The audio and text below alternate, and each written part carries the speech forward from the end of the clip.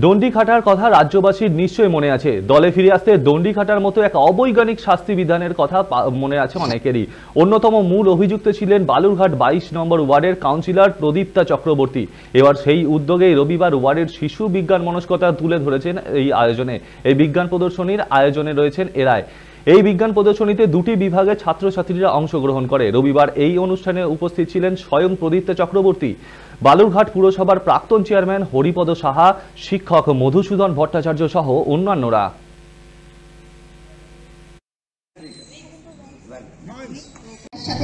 আমাদের পরিবেশ বিদ্যা সংক্রান্ত একটি বিজ্ঞান প্রদর্শনী অনুষ্ঠিত করছি, অর্থাৎ এনভায়রনমেন্টাল সায়েন্স এক্সিবিশন, আমাদের গোটা 22 নম্বর ওয়ার্ডের পক্ষ থেকে।